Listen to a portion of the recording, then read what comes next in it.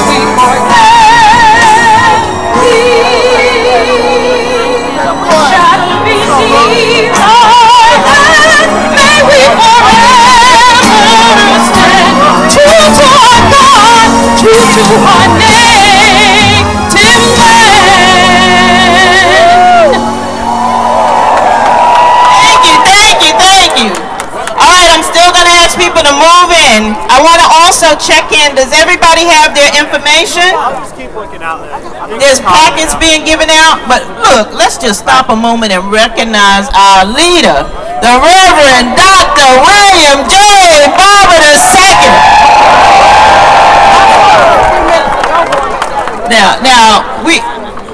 He said he's not going to say anything right now, but I don't believe it. But he said he's going to talk to us on Jones Street. We going to be ready for him? But you know he's fired up. Ready to go. Ready to go. All I want to say here is thank God that we are all here. And we're going to march to Jones Street. And then we're going to talk over there. So y'all tell all the media to meet us on Jones Street. Because the people have come to challenge what's going on wrong in the people's house. Slap everybody a high five and tell them we here. All right now. We here. We here. Where's my brother? King. King, come on and give us some words. Come on, King. Mic check, that's right. Stop it. How y'all doing? Hi. Looking beautiful out there. Hey. So last year I did a piece about the Greensboro 4.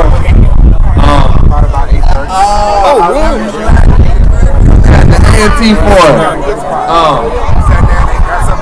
Yeah, look at it in the back. This year I have a new piece I've been working on. Hope I can get through it. And if I don't, y'all can, kind of stab me up and help me get through it. But it's a piece about early on. They wanted that. A piece that is based on somebody, a young youth that I used to work with.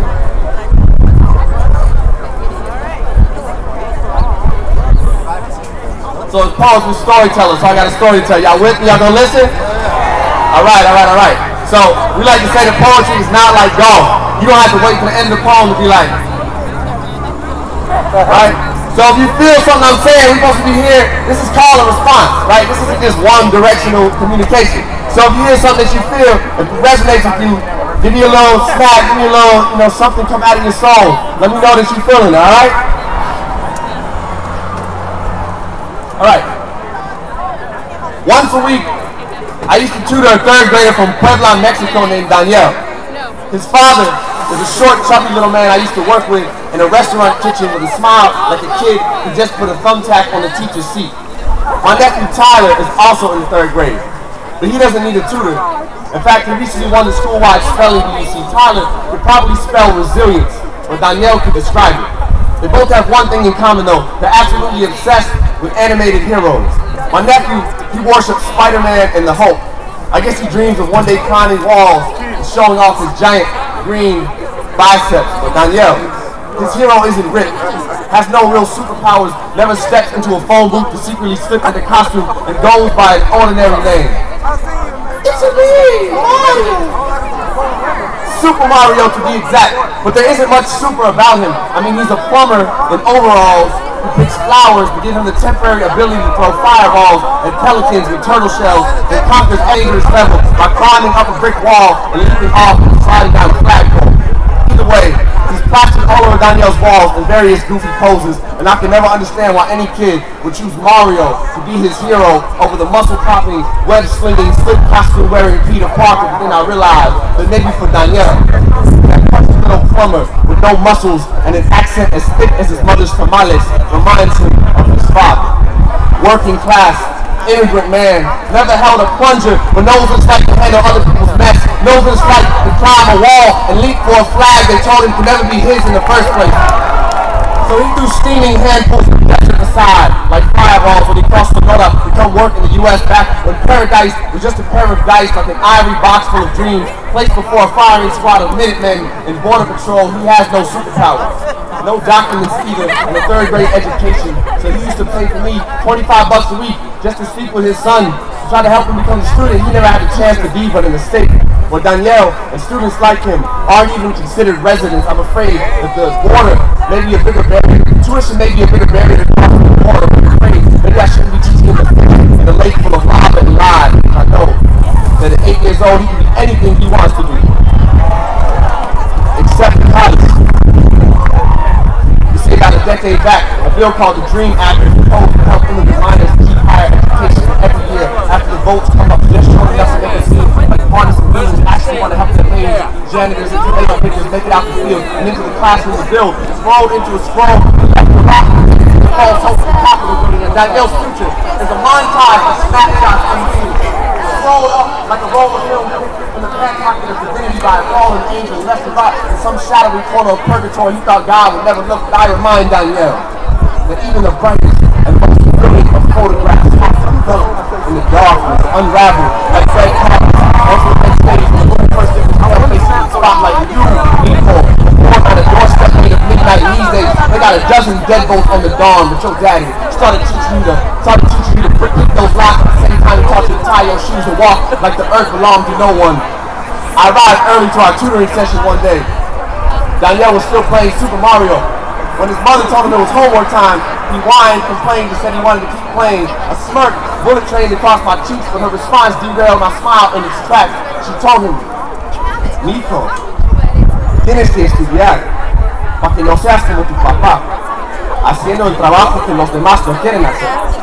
My son, you have to study, so you don't end up like your father, doing the work that no one else wants to. And I wanted to tell him no.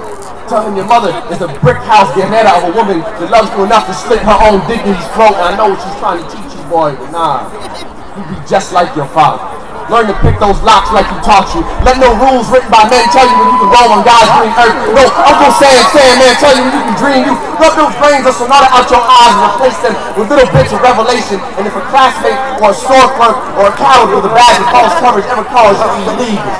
You remind them that a few decades back, the gutter used to be the border that kept black folk off the sidewalk. Legally, you're a superhero to me, Nico. With a Mexican flag or a cape tied around your shoulders and the same knots your father used taught you to lace your shoes with before you walk through a quicksand of flames that smelled like Ellis Island burning it. Forget a phone booth and a disguise. You tell them your true identity in the middle of the street. Sin vergüenza, unashamed. You breathe bilingual fire when you overhear the overseer's secrets in English and spit them back to the field hands in your mother tongue and your father's heart. Just know that one day you may find a brick house your head out of a woman that will hold you as tightly as her courage. And perhaps she will teach you to hold a son the same way. You will have his grandfather's smile and his mother's eyes. And if he ever doubts the fireballs in his palms, she will tell him, un día mi hijo, vas a ser exactamente igual que tu papá. One day, my son, you're going to be just like your dad.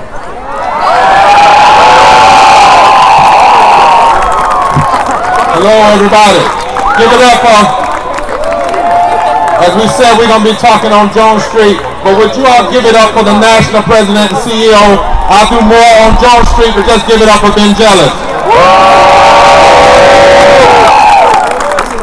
Now we're going into a very sacred part of this time, and Deborah will introduce it. First, let me just say this is mighty powerful standing here between these two great men. I mean, at this time we are going into a very sacred ceremony. Elder movement, liturgy, and uniting justice flames across generations. And I'm going to ask the Reverend Dr. Nelson Johnson, Reverend Dr. Anthony Spearman, Reverend Nancy Petty, Mrs. Joyce Johnson, and Mr. Louis A. Brandon to join us here at the front. Thank you.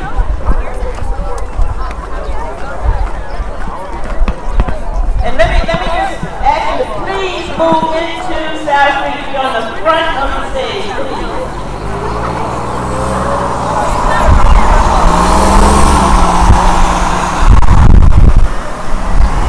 Beloved brothers and sisters,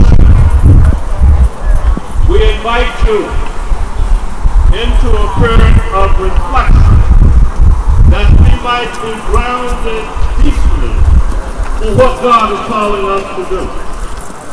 And I ask you to receive now Reverend Nancy Petty, who will lead us in the liturgy. Some of you have the liturgy. Do the response. From generation to generation, What's up, brother? Hey! God has given us a message. It is our responsibility to pass it from the oldest to the youngest.